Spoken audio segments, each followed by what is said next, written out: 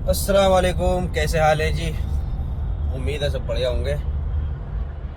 20 घंटे बाद हम चल दिए हैं अपनी अनलोडिंग की तरफ। अभी सफ़र बचा हमारा 13 किलोमीटर, वहाँ चल कर खाली करते हैं। और हमारे कुछ भाइयों के सवाल थे जो ग्रुप में भी थे और इंस्टा पे भी पूछे थे, जिनका काम चल रहा है यूरोप का। तो उन्होंने पूछा था कोड 95 के बारे में कि एजेंट बोल रहा है कोड 95 आपको करना होगा, उसके पैसे आपको देने पड़ेंगे, एकोमोडेशन का क्या हिसाब किताब है। और एक भाई ने हमारे ऑफर लेटर भेजा था, उनका ऑफर लेटर आ चुका है। तो उसमें लिखा हुआ था जॉब के बारे में, सैलरी के बारे में, और कोर 95 और हमारे क्या एक्सपेंस होंगे, यानी खर्चे हमारे कौन कौन से होंगे। तो उसमें सभी लिखा हुआ था। तो वो कंफ्यूज थे कि भी ये सारे खर्चे हमारे हैं। खर्चे यानी एयरपोर्ट से कंपनी जाना, फिर वहाँ जैसे कोड 95 बनता है या लाइसेंस चेंज होता है, या कुछ सरकारी डॉक्यूमेंट जैसे टैको कार्ड हो गया, रेड पेपर कंपनी बना के देती है, चलो उसके बारे में आज बताना है। अभी चल के पहले हम गाड़ी अनलोड करते हैं, फिर मुझे दोबारा से पार्किंग में खड़ा होना है क्योंकि लोडिंग है कल 8 बजे मुझे लोड करनी है गाड़ी। फिर देखूंगा मैं 11 किलोमीटर तो खाली करनी है, फिर देखता हूँ पार्किंग कितनी दूर है। तो वही 20 घंटे खड़े हो गए, फिर 20-22 घंटे खड़ा होना पड़ेगा क्योंकि जिस काम में मैं चल रहा हूँ स्पेयर पार्ट्स में, इसमें टाइमिंग का हिसाब रहता है।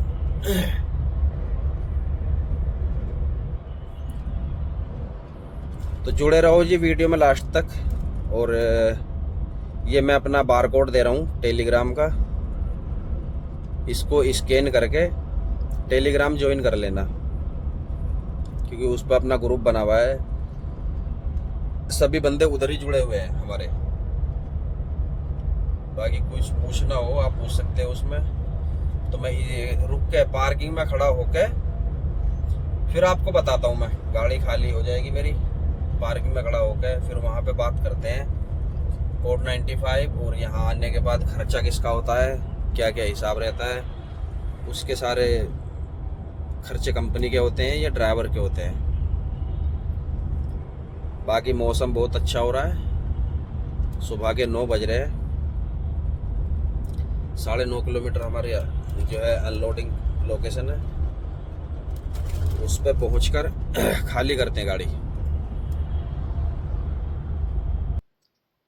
हाईवे से उतर चुके हैं हम लोकल रोड पर। 5.5 किलोमीटर हमें यहाँ चलना सीधा, फिर 1.5 किलोमीटर तकरीबन अंदर है। तो देखते हैं, मैं कभी गया नहीं हूँ इस कंपनी में। स्पेयर पार्ट्स की है, एक्टिव यूरो पार्ट्स। बाकी ये 2 लाइन आने की है, एक जाने की। और कहीं ऐसा होता है इस तरफ से 2 लाइन हो जाएंगी, उस तरफ से सिर्फ सिंगल।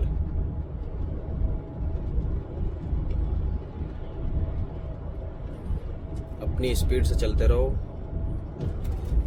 कोई दिक्कत नहीं है किसी भी चीज़ की। और जी 900 मीटर पर डबल लाइन हमारी आने वाली है। ये हो गए हम राइट। मक्का देखो बिल्कुल टाइम चल रहा है इसका, इस टाइम लास्ट। ये इधर गांव है, छोटे रास्तों पर दिल बहुत लगता है। बस दिल जब घबराता है जब कहीं गाड़ी हमारी फंस जाती है, लिमिट से ज़्यादा ही छोटा रोड होता है।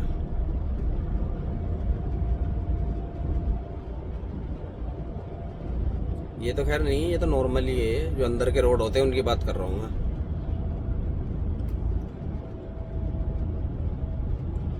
बारिश पड़ रही है बिल्कुल, अपने इधर की सी फीलिंग आ रही है जैसे खेतों पर चल रहे हो। अपने खेतों का बिल्कुल वही हाल है। अभी तो ये पेड़ आ गए दोनों तरफ।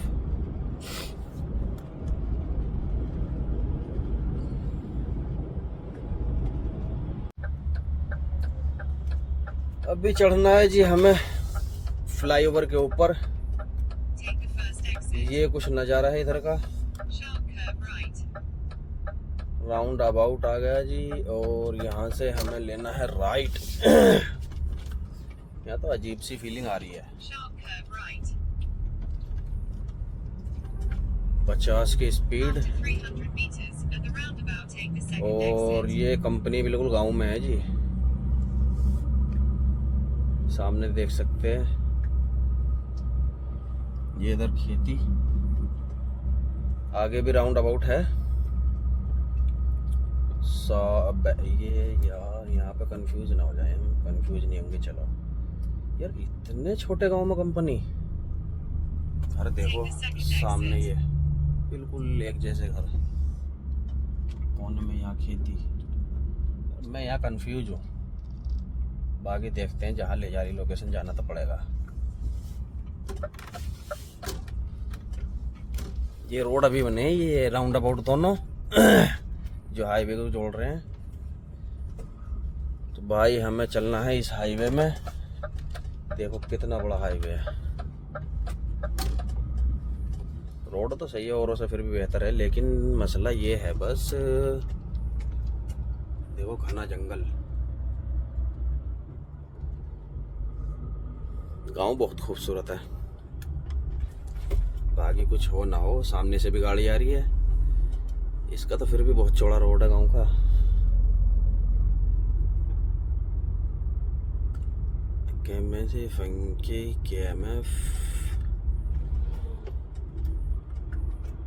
रोड पर ही है ये यूरोप LKV इन्फार्ट। अच्छा, गांव में अगर कंपनी है तो भाई साहब शिफ्ट नहीं करी उन्होंने बाहर। यहाँ पे लोग ऐसे ही करते हैं कि गाड़ी आ जाएगी, बस गाड़ी को अलाउ कर देते हैं। देखो कितना प्यारा गांव है।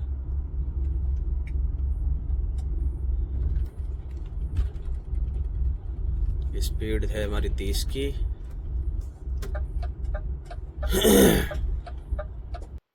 है जी कंपनी। सेब तोड़ूंगा यहाँ से 10-12। देखो, क्योंकि अब सेब का चल रहा है मौसम, तो भाई पेड़ यहाँ पे सेबों के ऐसे ही खड़े हुए हैं। अपने इधर तो झांग कर ले जाते अब तक सारे सेब, लेकिन ये ऐसे ही गिर जाते हैं। तो मैं यहाँ से एक पन्नी भरूंगा सेबों की, क्योंकि यहाँ इस पर लग रहे हैं मुझे पके हुए। पिकअप गुड्स वेयर हाउस, यार पहले पता करता हूँ। चलो, बॉक्स तो मेरे पास ये है, ये वाले। बाकी देखता हूँ ऑफिस में जाकर।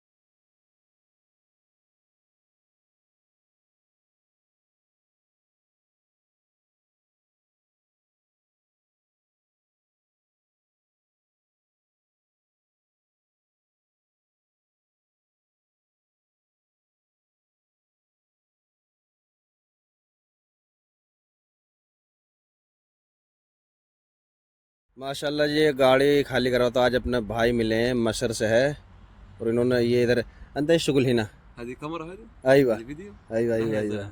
الله وريني كده ايوه والله وريني. ايوه انت شغل هناك. انا شغل هنا بقالي فتره يعني مش كتير يعني اسبوعين اسبوعين ओके। गाड़ी हो चुकी है जी अपनी खाली।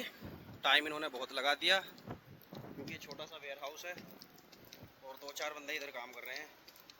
जिस पोर्शन में हमारी गाड़ी खाली हुई थी, तो मैंने इधर ही गाड़ी खाली करवा दी। ये सामने जो पैलेट्स हैं ये उतरे हैं। गाड़ी के गेट वगैरह सब चेक करते हैं, ओके है। गेट तो खुले ही नहीं है, खैर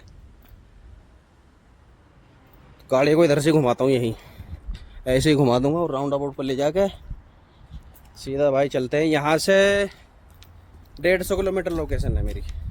60 किलोमीटर तो मैं चल दिया, 150 किलोमीटर पर जाके मैं खड़ा हो जाऊँगा, क्योंकि मेरी गाड़ी होगी कल लोड। निकल पड़े जी पार्किंग के लिए। मुझे कंपनी से निकल कर राइट लेना था, लेकिन मैंने लेफ़्ट ले लिया, तो इस राउंड अबाउट से वापसी जा रहा हूँ मैं। ये उसी घने जंगल की तरफ आ गए हम।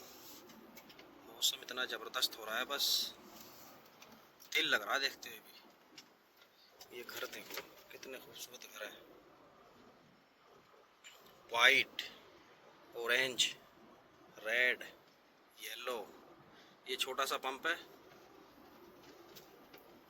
टैक्सी, बहुत दिनों में देखी टैक्सी। ये बच्चों का पार्क बना हुआ घर के आगे। हर घर के आगे तुम्हें पार्क मिलेगा। ये जो बाउंड्री हुई है ना, ये कोई वॉल बाउंड्री नहीं है, ये सब पार्क बना रखे हैं लोगों ने। घुमा ले भाई।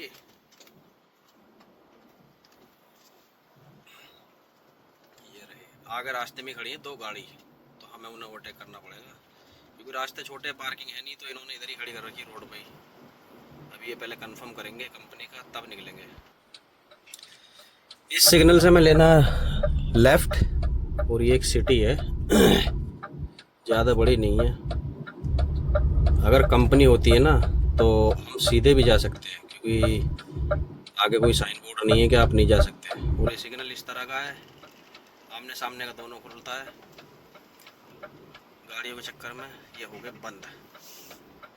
जेट, इधर के जेट के यार, ये जेट के ज़्यादा। बारिश हो गई जी शुरू, अच्छी बारिश पड़ रही है, ये देखो।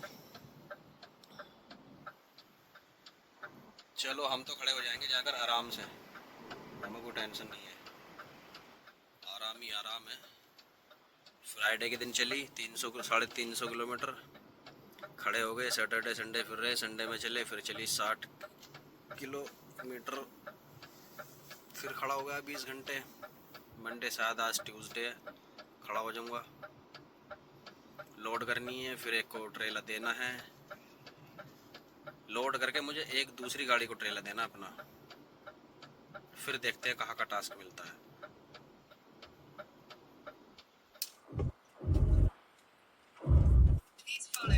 चलो भाई पकड़ ले क्रूज। अरे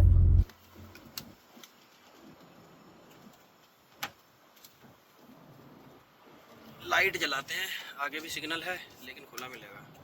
गाड़ी को क्या हो रहा है, चल ही नहीं रही आगे वो।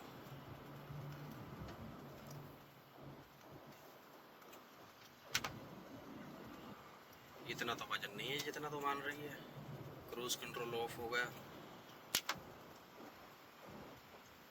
ये सूरजमुखी की खेती हो रही है इधर। ये सूरजमुखी का तेल होता है इधर, सनफ्लावर। बारिश अच्छी खासी पड़ने वाली है, मौसम ख़राब हो गया है। काफ़ी बड़ी सिटी यार, इधर तक भी फैली हुई है।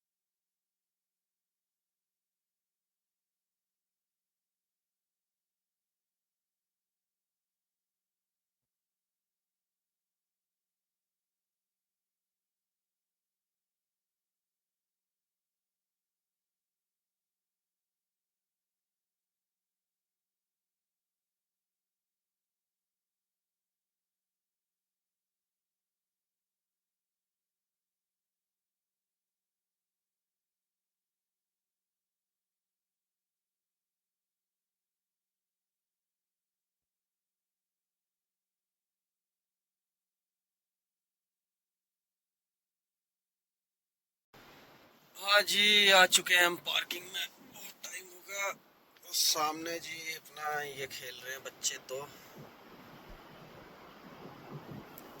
ये हवा ले रहे हैं इधर। चलो करने दो, नहीं एंजॉय, कोई दिक्कत नहीं है। अपने को क्या, अपने को तो गाड़ी चलानी है, इन चीज़ों पर ध्यान नहीं देना। ठीक, यहाँ ये सब बिल्कुल अब नॉर्मल है, नो प्रॉब्लम। पेट्रोल पंप पकड़े हुए हैं जी हम। गाड़ी चेक करता हूँ, खड़ी करता हूँ, क्योंकि साइन आ रहा है इधर इस चीज़ का। ये रहा है, check tyre pressure, rear right. तो मैं पीछे जाके देखता हूँ क्या हो रहा है। दिखाया तो इधर ही था, पता नहीं कौन से टायर में। ये भी सही है, ये भी सही है। फिर ट्रेलर का तो नहीं है क्या? ये भी सही है, ये भी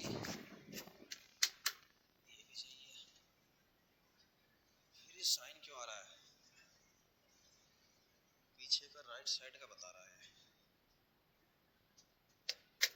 ये भी वैसे सही है टायर तो, लेकिन फ्रंट का तो जिक्र ही नहीं है उसमें।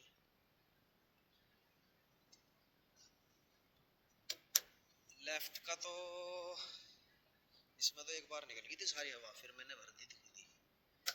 ये भी सही है, टायर तो सारे सही है। सेंसर का मुझे लग रहा कभी प्रॉब्लम हो गई हो। सही है, अभी हम इधर ही रहेंगे। तो मैनेजर ने बोला है कि सुबह चलना है। पार्किंग का नज़ारा बहुत खूबसूरत है, क्योंकि ये एरिया ठंडा भी है उधर के मुकाबले, वेस्ट के मुकाबले। और अभी तो पार्किंग बिल्कुल खाली पड़ी है, ज़बरदस्त मौसम है। हाँ जी, अब आते पॉइंट पे जो मेरे से कई बंदों ने पूछ लिया है, 95 कोड और यहाँ के खर्चे के बारे में। तो आते हैं जी अपनी बात पर। खाना वाना हमने बना लिया है, खाना खा लिया है, चावल बनाए आज। सुबह 7:30 बजे चलूँगा। दो भाई के मेरे पास मैसेज आए थे कि जी 95 कोड के लिए एजेंट बोल रहा है, उसको तुम्हें पे करना पड़ेगा। उनका बुल्गारिया का काम हो रहा है, और एक ही बुल्गारिया का ऑफ़र लेटर भेजा था मुझे दूसरी कंपनी का, कि भी इसमें कुछ खर्चे लिख रहे हैं जो हमें करने होंगे वहाँ। मैंने पढ़े तो वो सही थे। कंपनी ने बोला कि अगर आप आते हो एयरपोर्ट से कंपनी तक, उसका भी आपका, और कंपनी से एयरपोर्ट जाओगे वो भी आपका। जो 95 कोड और जो भी चार्ज लगते हैं टैको वैको कार्ड में, वो भी सब हमें देने पड़ते हैं इधर। और कुछ कंपनी रहने के लिए दे देती हैं रूम, नहीं तो रूम भी अपना ही रहता है जब तक गाड़ी पर नहीं चढ़ता है बंदा। तो यहाँ का ये हिसाब है। इसीलिए तो ये बताते हैं ना कि भाई ये 7 लाख रुपए कैसे बैठ गया। तो इसीलिए बैठ जाता है 6-7 लाख रुपए के बीच में, 7 लाख से ऊपर, तो काम पे डिपेंड करता है। दूसरी बात, अपना ये एजेंसी से आ रहे हो आप किसी, 4 लाख उसने ले लिए, तो 3 लाख तुम्हारे वैसे खर्च हो जाएंगे, 1.5 लाख रुपए तुम वहीं ख़त्म हो जाएंगे। 1 महीने बैठ गए तो 95 कोड हो गया। 95 कोड का ये हिसाब है जी, उधर पहले क्लास चलती हैं, फिर वो ट्राई लेते हैं, ठीक है। वो एक मैन कार्ड होता है कि भी इसके पास जो है नॉलेज है रोड ट्रैफिक रूल्स की, और पूरी जो है सेफ्टी के साथ ही गाड़ी चला सकता है। उसके बिना गाड़ी नहीं चलाता है आदमी, तो वो होना ज़रूरी है। एक टैको हो गया, टैको भी मैन है, ये दोनों कार्ड मैन है। टैको तो चलो जब रेड पेपर तैयार हो जाता अप्लाई कर दो। 95 कोड का यही है, 95 कोड कंपनी बनवाएगी तो उसका पैसा ज़्यादा लगेगा, लेकिन हर कंपनी नहीं बनाती है। अब हमारी कंपनी ने बनाया था, 300 यूरो लिए थे, हमसे बनवा दिया। हम भी झंझट में नहीं पड़े, क्लास करते, वो करते, टेस्ट देते, लेकिन बंदे कर लेते हैं।